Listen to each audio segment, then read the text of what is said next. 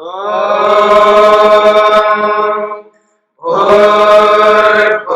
स्वः तत्सवितुर्वरेण्यं भर्गो देवस्य धीमहि धियो यो नः प्रचोदयात्।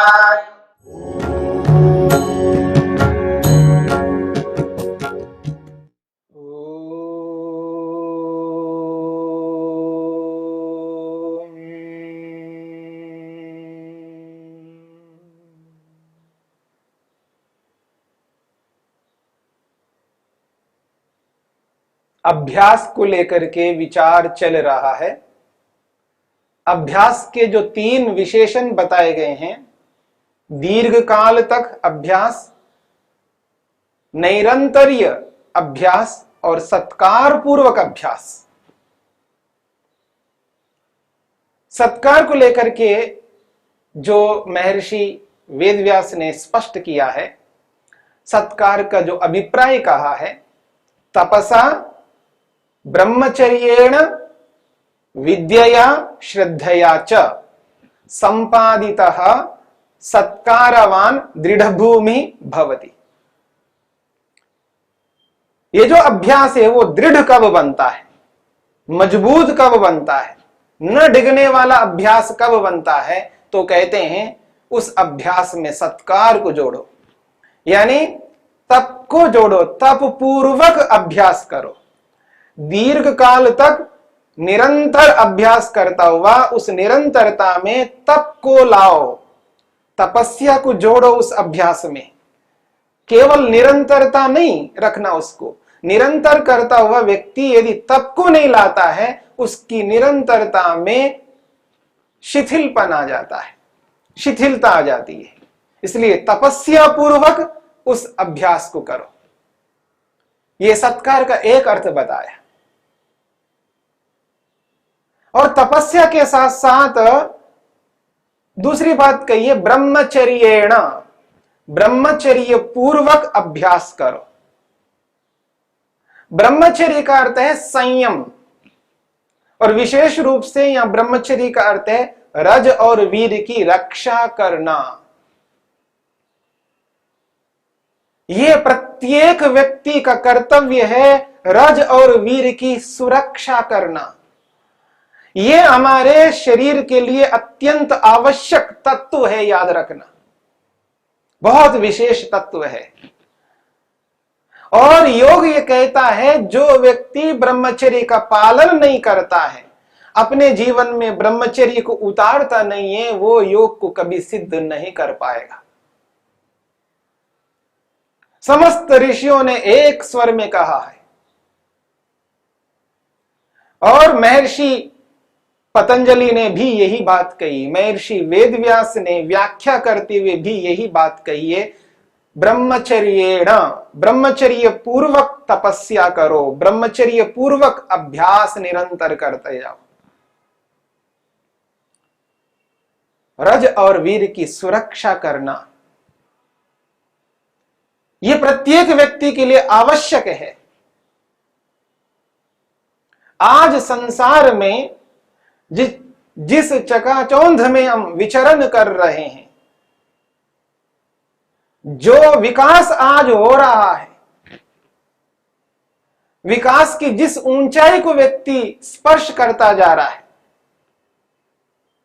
विकास का हम खंडन नहीं करना चाहते हैं। आज उसी विकास के कारण से आज हम इस स्थिति में हैं, आज आप मेरे को सुन पा रहे हैं। इसलिए विकास का खंडन मैं कैसे कर सकता हूं।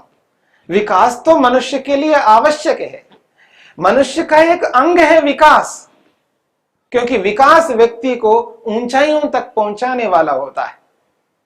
पर यदि उस विकास का दुरुपयोग हम करने लगते हैं, तभी वो विकास हमारे लिए विकास नहीं होगा, वो विनाशक हो जाएगा।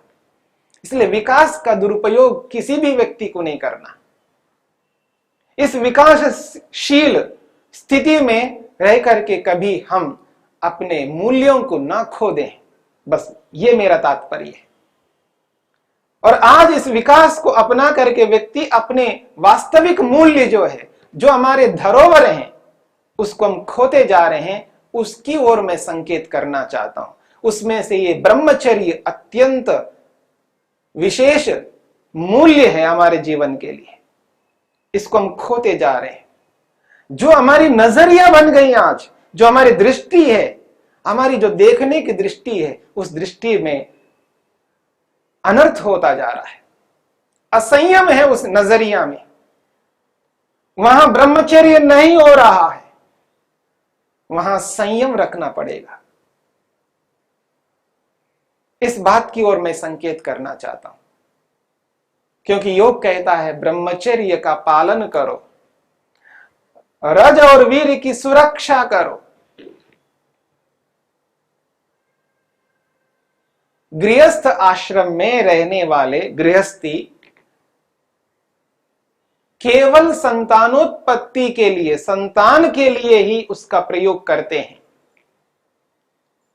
जब संतान की पूर्ति होती है तब उनको भी रज और वीर की रक्षा करना है, उसकी सुरक्षा करनी है, उसमें लोप ना हो जाए, स्खलन ना हो जाए।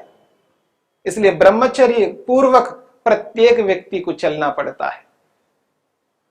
चाहे किसी भी आश्रम में रहने वाला हो, किसी भी वर्ण में रहने वाला हो, प्रत्येक आश्रमी को, प्रत्येक वर्णी को, वर्ण में रहने वाले व्यक्ति को ब्रह्मचर्य का पालन करना है। चाहे वो सन्यासी हो, चाहे वो वानप्रस्थी हो, चाहे वो गृहस्थी हो, चाहे वो ब्रह्मचारी हो। जो विद्या पढ़ने पढ़ाने वाले हैं, जो विद्या दान करने वाले हैं, जो विद्या देने वाले होते हैं, उन्हीं को हम ब्राह्मण मानते हैं। हम कर्म से ब्राह्मण मानते हैं, हम जन्म से ब्राह्मण नहीं मानते। जो ब्राह्मणत्व है वो कर्म पूर्वक है।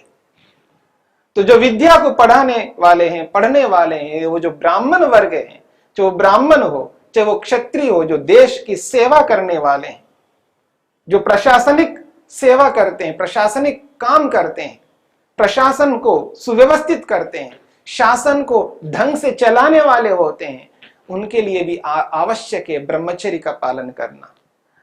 जो वैश्य वर्ग है, जो व्यापारी हैं, जो अर्थव्यवस्था को मजबूत करने वाले हैं, कृषि को बढ़ाने वाले हैं, व्यापार को उच्च शिखर तक पहुंचाने वाले हैं, जो वैश्य वर्ग हैं, उनको भी ब्रह्मचर्य का पालन करना है। जो विद्या पढ़ने पढ़ाने वाले हैं, उनको जो सहयोग करने वाले हैं, जो क्षत्रिय हैं, जो देश की सेवा करने वाले, उनको जो सहयोग करने वाले हैं, जो अर्थव्यवस्था को समुचित करने वाले हैं, अर्थव्यवस्था को मजबूत करने वाले हैं, कृषि को बढ़ाने वाले हैं, व्यापार करने वाले, उनको जो सहयोग करने वाले हैं, वो जो वर्ग है जिसको हम सेवा करने वाले कहते हैं, सेवक कहते हैं, उनको भी ब्रह्मचर्य का पालन करना है। चाहे वो ब्राह्मण हो, चाहे क्षत्रिय हो, चाहे वैश्य हो, चाहे वो सेवक हो, चाहे वो सन्यासी हो, वानप्रस्थी हो, गृहस्थी हो या ब्रह्मचारी हो, प्रत्येक आश्रमी को, प्रत्येक वर्ण में रहने वाले वर्णी को, प्रत्येक मनुष्य को संयम में रहना यह आवश्यक है। तो संयम पूर्वक किया हुआ जो अभ्यास है, वो अभ्यास फलदायी बनता है, सुखदायी बनता है, सुख देने वाला बनता है। इसलिए जो अभ्यास है दीर्घ काल तक हमको करना है, जिस अभ्यास को दीर्घ काल तक करते हुए निरंतर करते जाना है, बिना नागे के करते जाना है, बिना अवकाश के करते जाना है, उसके साथ साथ उस अभ्यास में तपस्या को जोड़ ले, उस अभ्यास में ब्रह्मचर्य को जोड़ ले, तो वो जो ब्रह्मचर्य है, वो जो संयम है, व्यक्ति को अभ्यास कराते हुए उसके गंतव्य स्थान तक पहुंचाने का बहुत बड़ा साधन बन जाता है। और वेद भी कहता है ब्रह्मचर्य के माध्यम से व्यक्ति मृत्यु को जीत लेता है। ब्रह्मचर्य के माध्यम से व्यक्ति मृत्यु तक जीत लेता है। अथर्ववेद कहता है ब्रह्मचर्य के माध्यम से व्यक्ति जो बार बार जन्म मरण को प्राप्त होता है, बार बार जन्म लेता है, बार बार मृत्यु को प्राप्त करता है, ये जो श्रृंखला चल पड़ती है, जन्म और मृत्यु, जन्म और मृत्यु, इस श्रृंखला को वो रोक लेता है।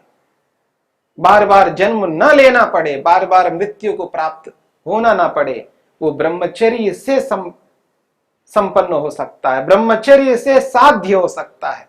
ब्रह्मचर्य के कारण ही व्यक्ति वहां तक पहुंच सकता है, मृत्यु तक जीत लेता है। मृत्यु को अपने वश में करना ब्रह्मचर्य के कारण से हो सकता है। इसलिए जो नजरिया हमारी है, जो दृष्टि है, देखने की दृष्टि है, वो उचित होनी चाहिए। हमारे देखने में वो निर्मलता होनी चाहिए, वो पवित्रता होनी चाहिए, वो जो शुद्धता है वो शुद्धता होनी चाहिए। गलत भाव नहीं आने चाहिए उस दृष्टि में।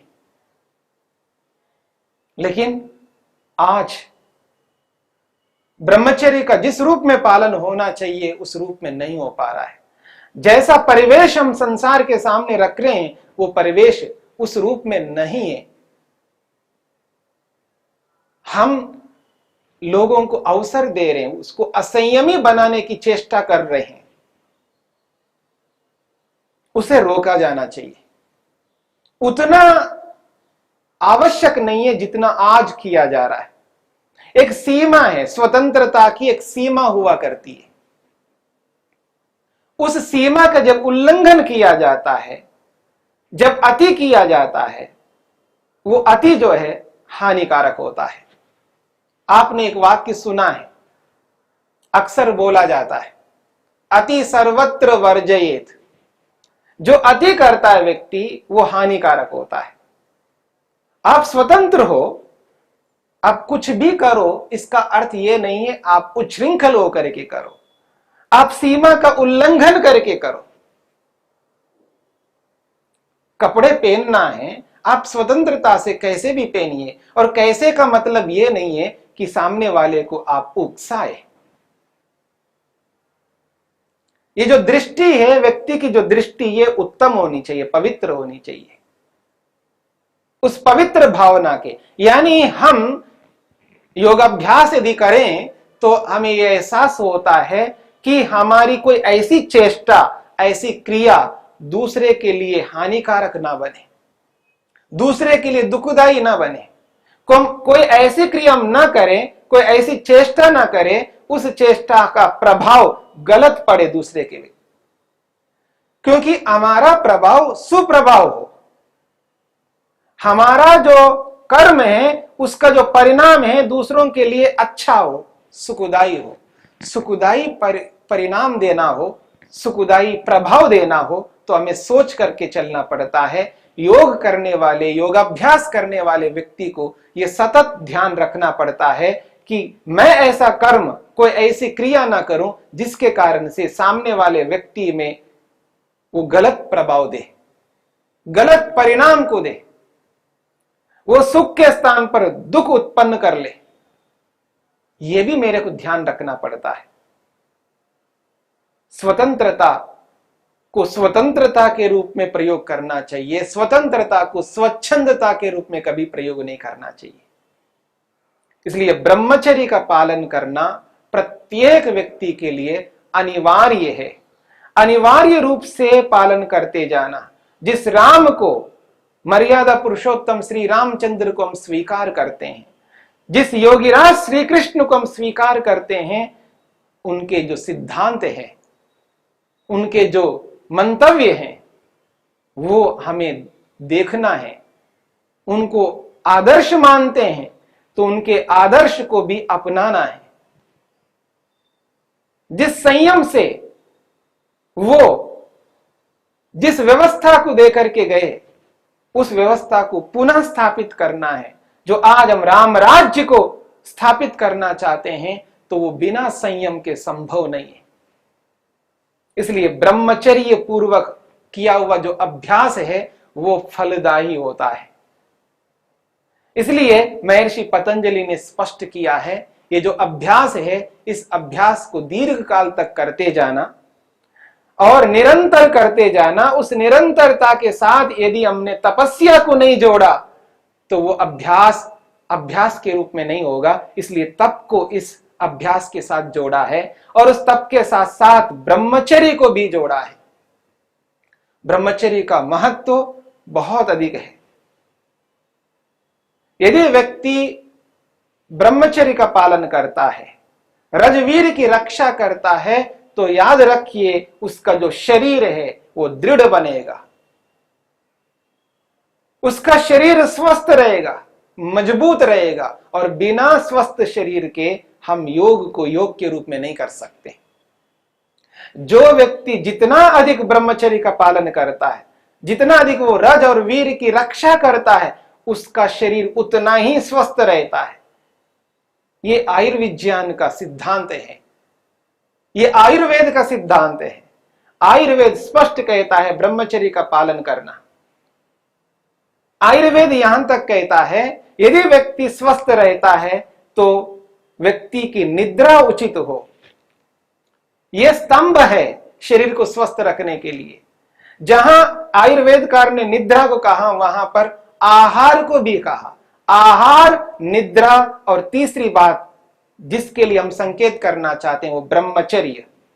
आयुर्वेदकार चरक ने भी इस बात को स्पष्ट किया है, यदि शरीर को स्वस्थ रखना है तो शरीर के 3 स्तंभ हैं। आहार हमारा उचित हो, निद्रा हमारी उचित हो, और उसके साथ में उन्होंने जोड़ा है ब्रह्मचर्य। ब्रह्मचर्य का पालन करना होगा। इस ब्रह्मचर्य के कारण से ही शरीर स्वस्थ रहेगा।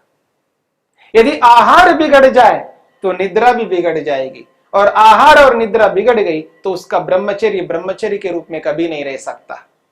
इसलिए यहां पर स्पष्ट कहा है ब्रह्मचर्य पूर्वक किया हुआ जो उसका अभ्यास है वो यथार्थ में अभ्यास होता है। यही अभ्यास व्यक्ति को अपने गंतव्य तक पहुंचाने वाला होता है, अपने लक्ष्य को सिद्ध कराने वाला होता है। और वृत्तियों को रोकना है तो हमें निरंतर अभ्यास करना।